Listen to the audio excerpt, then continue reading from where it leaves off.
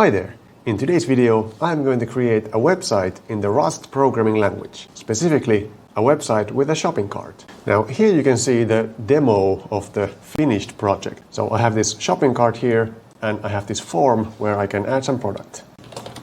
And I can give the product a price and a quantity. And I can click add to cart. And it adds the product to cart and it shows me added product to cart. And then if I try to just add to cart without putting anything in, it gives me some errors. And if I only leave the quantity blank and then I click add to cart, then it says invalid quantity. And then I can remove these products from the cart if I want. And of course we have the total calculation here. So it calculates the total. Now I'm not formatting the total correctly at this point, but this is just a simple example. And if I refresh this page, this message disappears and I still have everything in my cart. Now if I open this in Firefox, as you can see, I have a different cart here. And if I refresh the page, I still have a different cart. So I can add something else here and it will not affect this one. Now, in today's video, I will probably not implement the sessions because it took me a long time because I'm not using any framework here. I'm just using plain Rust to do this. But I will implement them in the next video. So make sure to subscribe to my channel if you want to see that video. Now, as a disclaimer, I have to say, I'm a complete beginner in Rust, so you will probably see me do something that is not the Rust way. And if you do, then please let me know in the comments and tell me what I'm doing stupidly so that I can learn. But now let's get started. So the first thing I will do is I will create a new cargo project. So I will run cargo new and I will call this project Rust website. And it should create a new folder for me called Rust website. And I will cd into Rust website. And then I'll open this in VS Code. Okay, and now we should have in the source folder a main.rs, which has a hello world example. So let's run this first to see that everything works. So I'll say cargo run, and we get hello world. Now, as I am a Rust beginner coming from the PHP world, it was very hard to wrap my head around how do I make a website in like a low level compiled language. And apparently the way to do it is you actually create your own web server in Rust. And by create your own web server, I mean you use a library that creates a web server. So that is also what we are doing today. Now I am going to use a library called tinyHTTP. This is a very simple library that you can use with Rust to create a simple HTTP server. Now if you look at the documentation here in crates.io, it will say, if you want to create a website in Rust, I strongly recommend using a framework instead of this library. So what are we going to do? We are going to use this library. Now, there are libraries like Rocket that you can use to create a website in Rust. Now, I have looked at this, but it was a bit too complicated for me. I got the basic example running and the routing is easy, but for example, the sessions I wasn't able to do easily, so I implemented my own sessions. There's another library called Axiom, which you can use to create websites. Now again, I haven't looked into this framework yet, as I am a beginner in Rust. So I would actually like to learn the language first and then go into a framework. So today we are using tinyHTTP. Now here is the usage example of this. So basically we have to import the library and then we create a server on a specific port. And then we just listen for requests and then we do something with the requests and send a response. Now the example they use here is a blocking version. So you can only accept one request at a time, which is not that good. For this simple website I'm making that is running on localhost, it's fine. But in an actual website, you would probably want multiple users to connect at the same time. So what you actually have to do is you have to go to the GitHub repository. And here in the examples, they actually have the multi-threaded example. So if you go to the hello world here, then this is actually spawning multiple threads and then waiting for the requests. So this creates 4 different threads that are all running the server. So then you can have 4 different requests at the same time. So we will use this as the base for our website. So I will just go ahead and copy this code. And then I will remove this extern crate from here because I am going to use cargo add tiny HTTP. And I will add here use tiny HTTP server so that I can just use server here. And I will remove this print line statement here. I don't need that. And I will close this. And I will also import the response because I don't want to have all these namespaces here.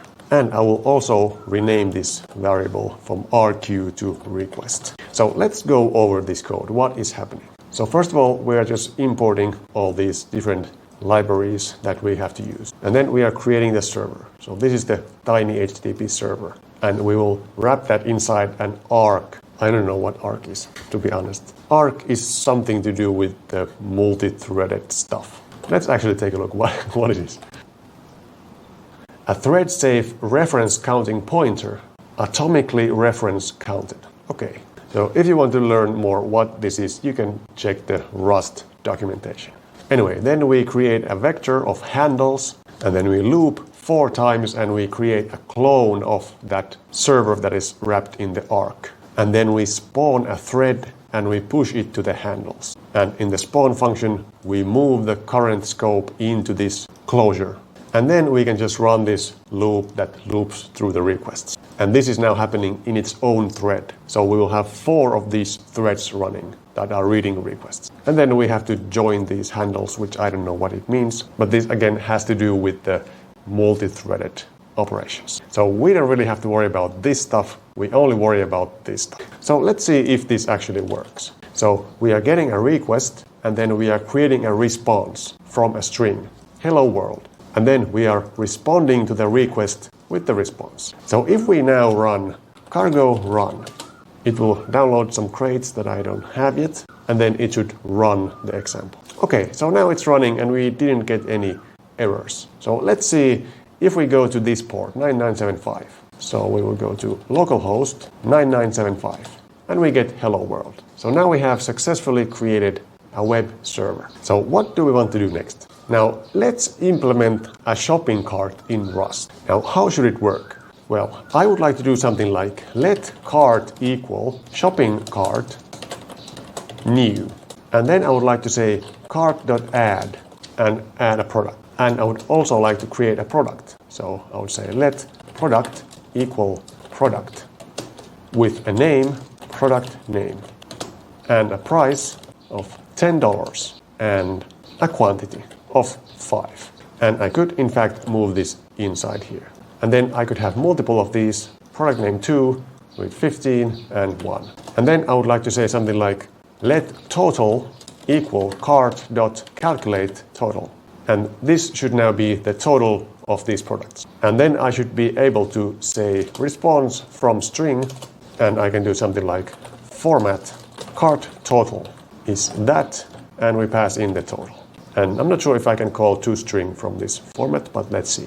So this is what I want to create. So let's create a shopping cart struct. Remember, in Rust, we don't have classes, we have structs. So I could just create that struct here, but I don't want to do that. I want to separate this in a different file. So I will create a new file here called shoppingcart.rs.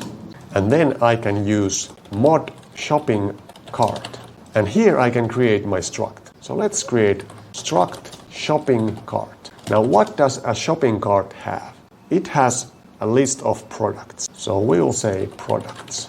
And what is this? It is an array, but in Rust, arrays have a fixed size. So we will use a vector, and it will be a vector of products. Okay, and I have to set this as public so that I can use it with this mod style. So now, since we have a vector of products, we also have to define what a product is. So I will say pub struct product.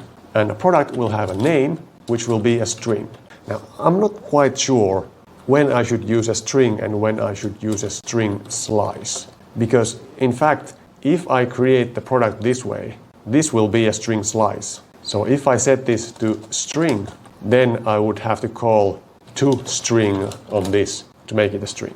Let me know in the comments how I should do this. Let me first call it an str, a string slice, and then we will change it if we have to. And then we will have a price. and the price will be a floating point number, so it will be an F64. And quantity will also be an F64. Okay, so now we have our structures ready. So then if we want to have some functions for the shopping cart, we have to do impl shopping cart. And now here we can implement that add method. Well, first we have to implement that new method that we created here. So in Rust, you don't really have constructors, but there's a convention to create a new method or function. Are they called methods in Rust? So I'll create a public function new, which will return self. And here what I will do is I will just return self with products being an empty vector. So I'll just say vec new. So I could instead do just like this, that cart is shopping cart products vec. But I don't really want to know here what is the structure of this shopping cart. So I will just say shopping cart new, and this will initialize the vector. Then we have to implement the add method. So let's do that. Let's say pop fn add, and then we should get the product to add, which will be a product. Now we also have to pass a reference to self here, so that we can actually modify the shopping cart with this method. And actually I think it has to be a mutable reference. Or do I have to just do this? I'm not quite sure. Let's do this. And then I guess I don't have to have any return value from this. Or I guess I could return self. Do I return self with a capital letter or self with a lowercase s? Anyway, here we are going to say self.products.push product. So we will add the product to the products vector of this shopping cart. And then we will return self. Now I haven't actually tried this returning of self in Rust yet. So let's see what the compiler will say about this. Now what else do we have? Then we have a calculate total method. So let's create that. Public function calculate total. And it will return a float. And what should this do? We also have to take the reference to self. Now this doesn't have to be a mutable reference for sure, because we only read the struct. So we can say for product in self.products. And perhaps I have to make this a reference. And I have to declare here let mutable total equal 0. And then I will say total plus equals product.price times product.quantity. And then we will return the total. Now you can probably do this in some fancy way in Rust without the for loop, but I'm not sure how to do that. Please let me know in the comments how you would do this in a Rustful way. So I think this will be my shopping cart. Now let's see how many compiler errors we can get from this. We will save both of these and we will stop our server and we will say cargo run. And we only have a bunch of errors here. So here, since we pass it as a string slice, we would have to pass in these lifetimes, which I don't really understand. But since the compiler is so nice that it gives us what we have to do, then let's try and do that. So this struct will actually have a lifetime of a, and this string slice will also have the same lifetime. So I think this means something like the string slice that we pass in here has to stay in scope as long as the product is in scope, because this is a reference to something. So we can't change that reference later if we are using it in this product. So that's why we have to do this. And I saw here that we are not importing this shopping cart. I forgot to do that. So I have to say use create shopping cart. Now this is a great thing about the Rust compiler. It really tells you what you have to do, what is wrong. Again, here it says help, a self type with a similar name exists. Notice the capitalization, self. So it tells me it's not self, it's self. So we will say self. And let's cargo run again and see what happens now. Okay, so now we need the lifetime parameter on the product in the shopping cart as well. Since the products are created with a string slice, then we have to add here a as well, and here a. And here cannot find struct variant or union type product in this scope, because I have to import that as well. product. And what else do we have? Mismatched types, returning self, expected shopping cart because of return type, expected struct shopping cart found mutable shopping cart. Okay, now let's see if I just pass it as self. What will happen? Because I don't really understand this, because normally when you pass something to a function in Rust, then that function swallows it and then you can't use it anymore. But what about structs? Because of course I want to use the cart again. Maybe it's different with the self keyword. So let's do that and let's see what the compiler says. Cargo run. Okay. Expected lifetime parameter. So we have to have in the implementation a lifetime parameter as well. And then cannot add assign f64 to integer. Now here's the thing. I set the total to be 0 and I didn't set a type. So the Rust compiler tries to guess that, okay, well, this is an integer. So we can fix this by adding 0.0. I think we also could add here that this is a f64.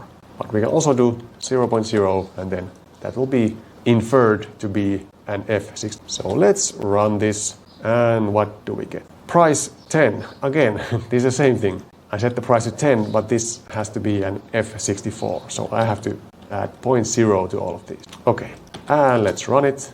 And it seems like we're getting more errors as we try to fix other errors. Okay, it is complaining about the lifetimes again. So what I will actually do now is I will switch to using strings because I do not understand lifetimes yet. So I will remove all the lifetimes from here.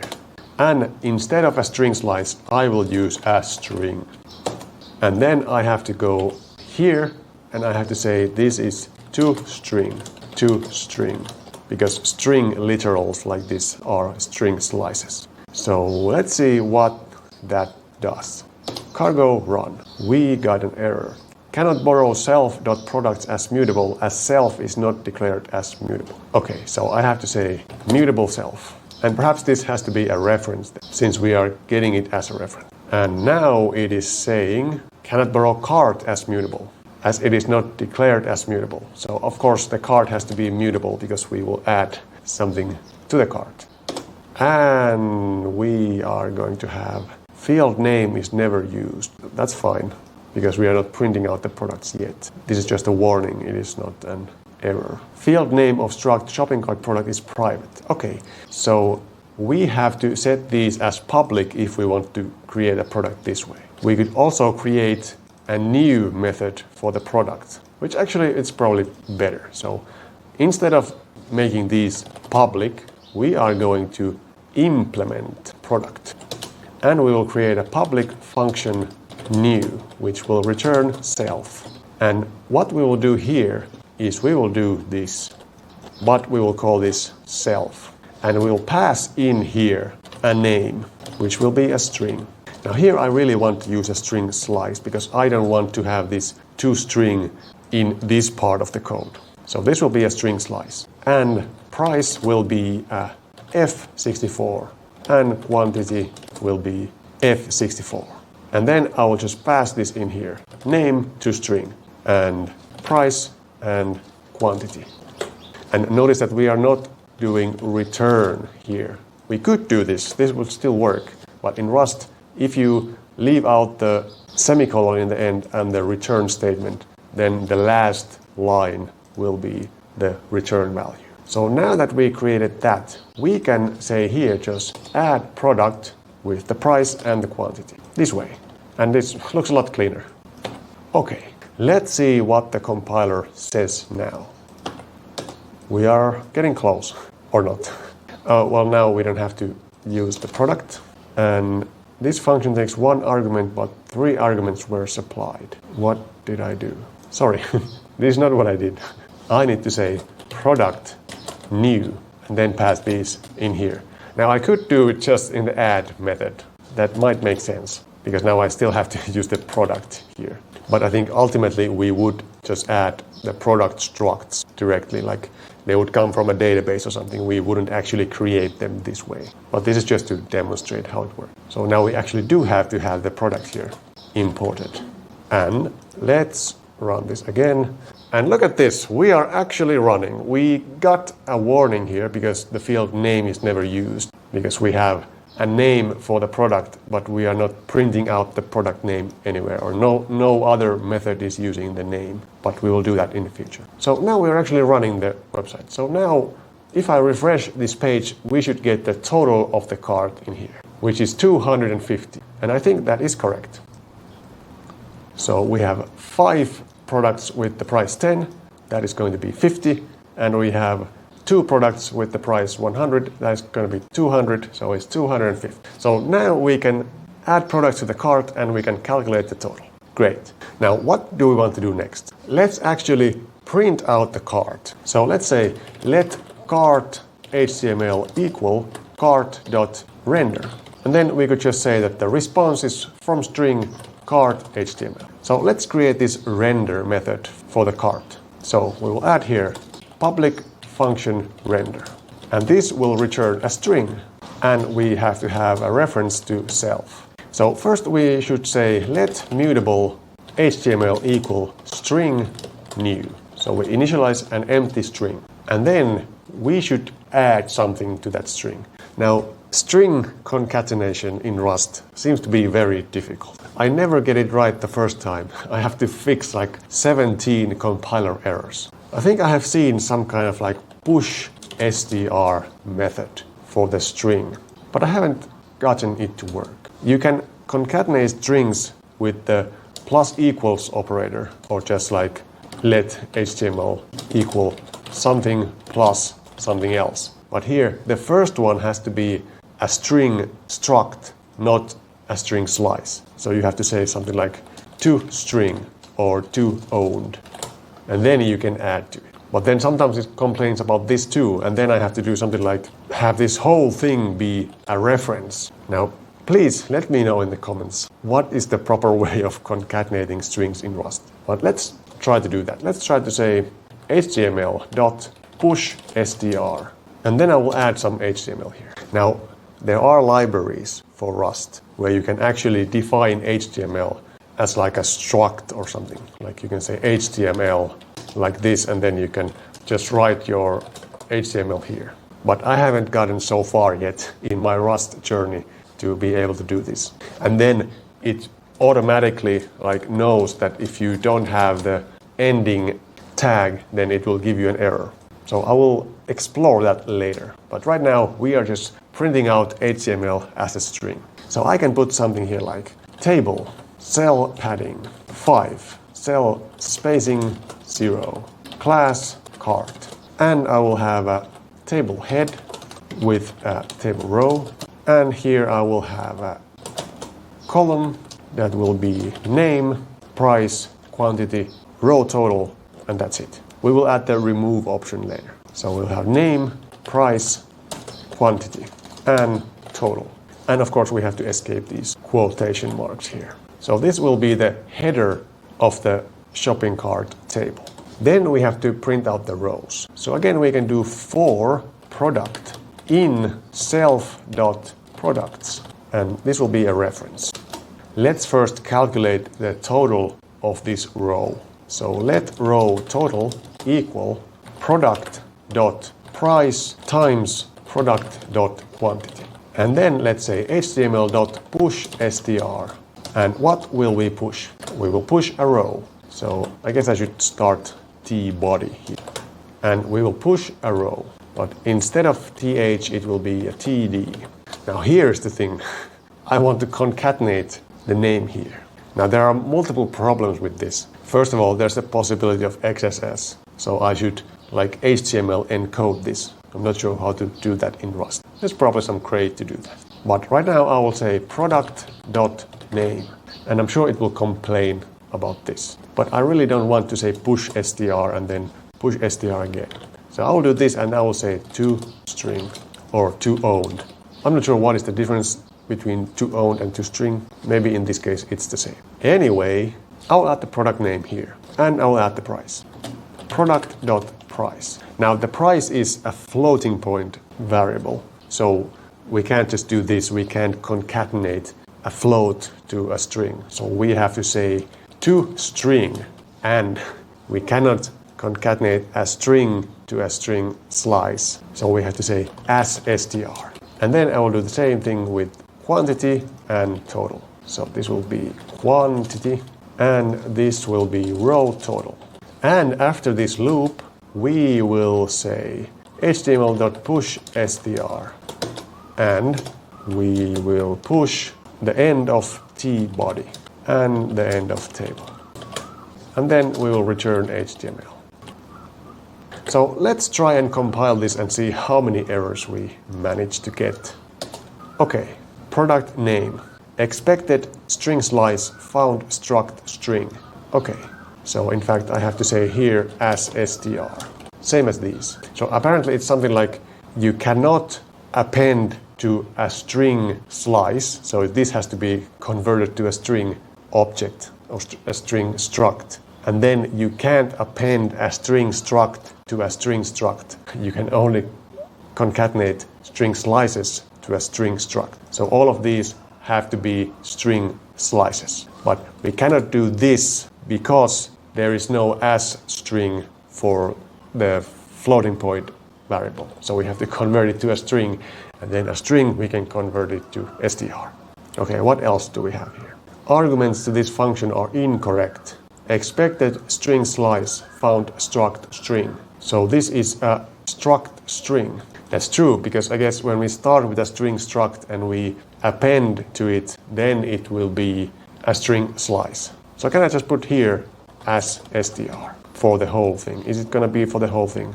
I have to do this. Now clearly I'm doing something wrong here because this is terrible. Maybe that's why this has worked, because I guess a reference to a string will be a string slice. Let's see what that will do. Okay, so now we actually compiled it and it's running.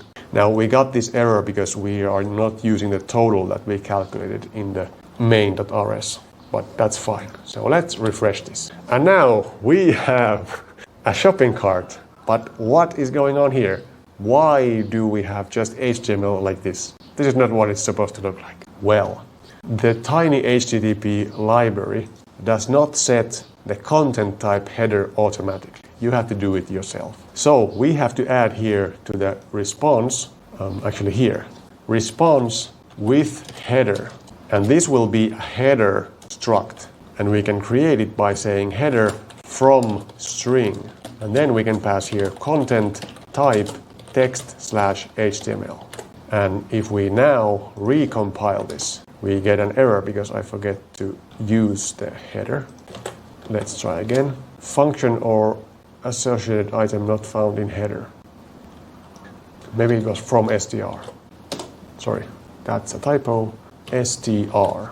Okay, that is it, but I have to import this trait from the standard library called from str. So let's run this again.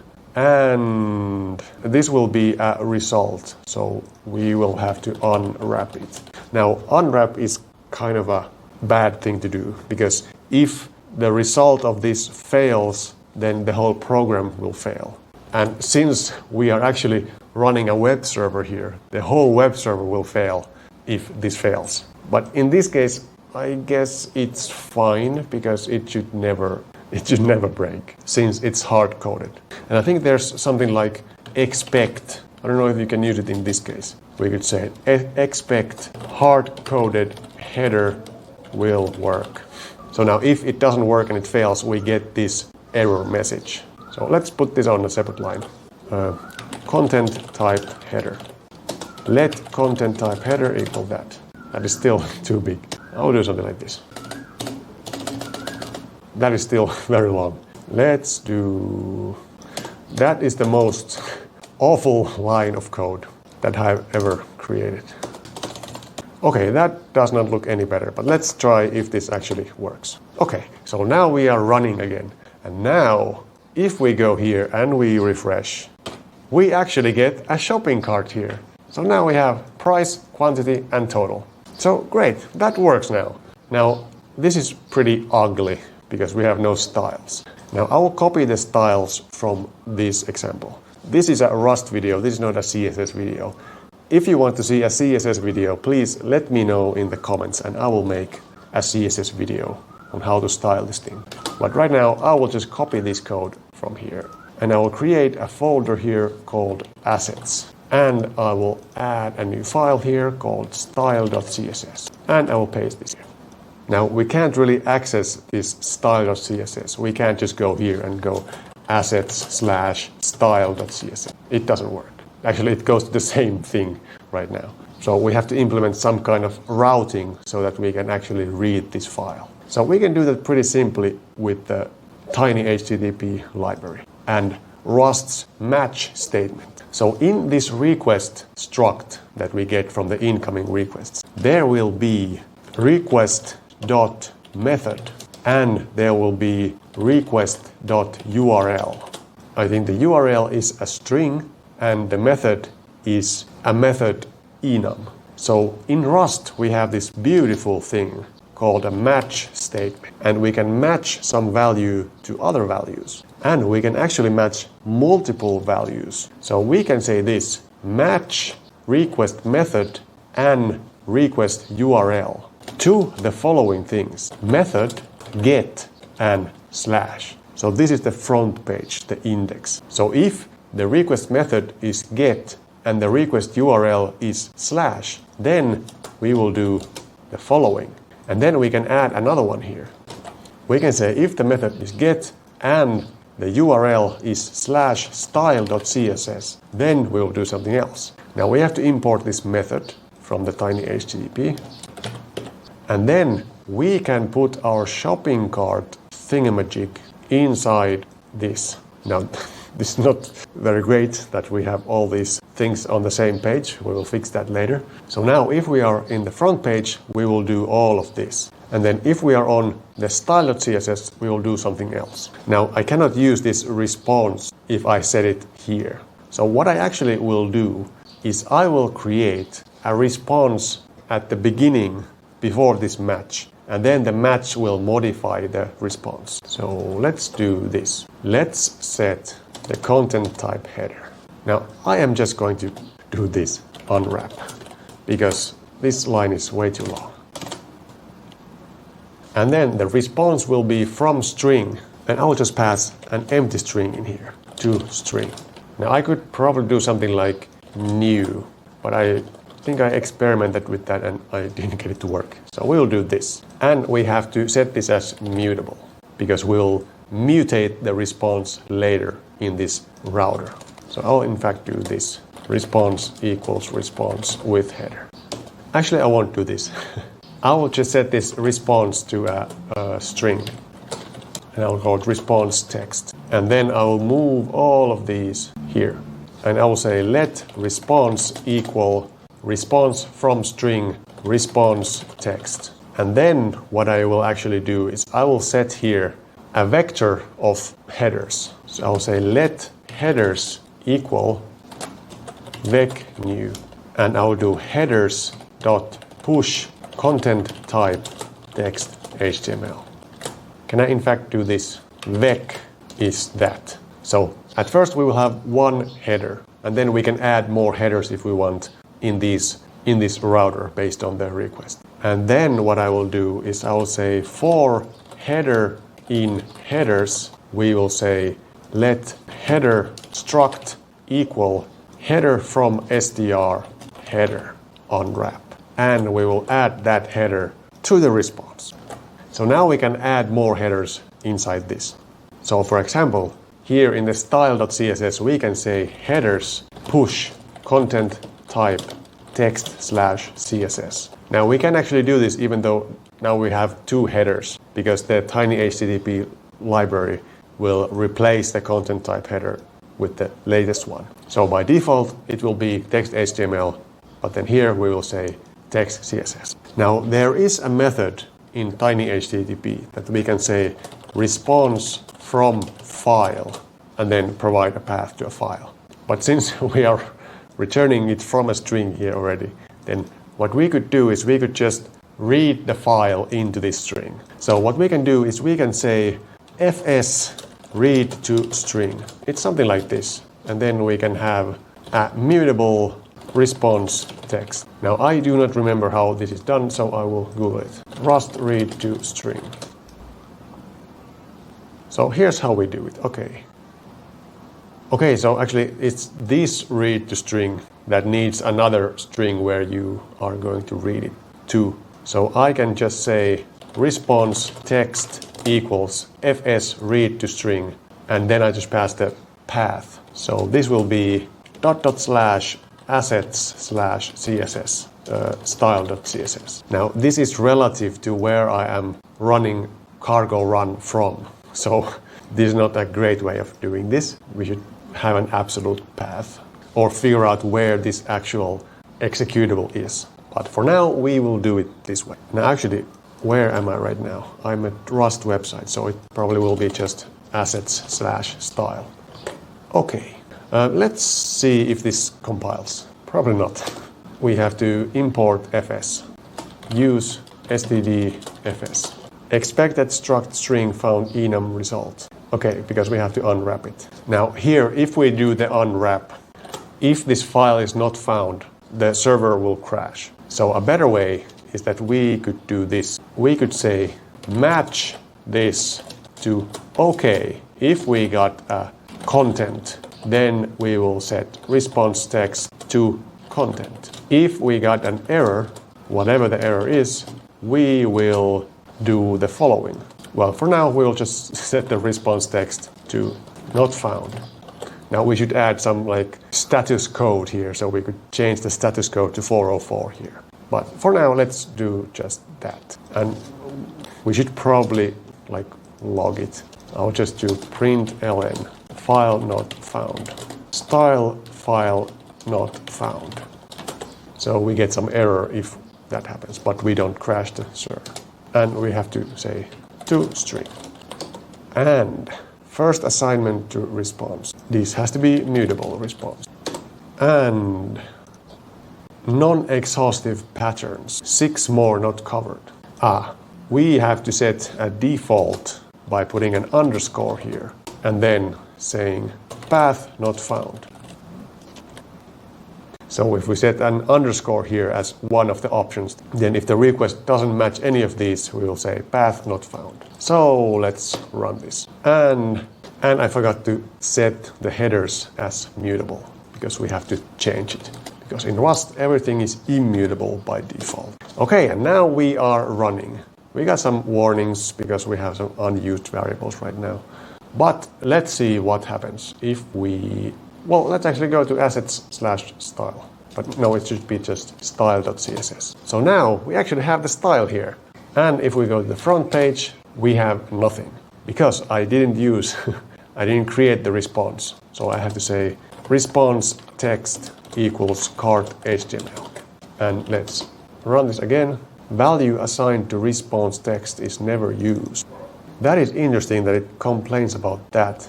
Because we are never using the original value. We are setting it to something else. So what we can actually do is we can say let mute response text equal this match statement. And then we will return cart HTML from this. And we will return not found from this. And path not found from this. So now the response text will be whatever the response is from this match statement. And here we have to say just content. And let's run this again. And we have to put a semicolon after the match statement if we set it to a variable. And we are getting this does not need to be mutable.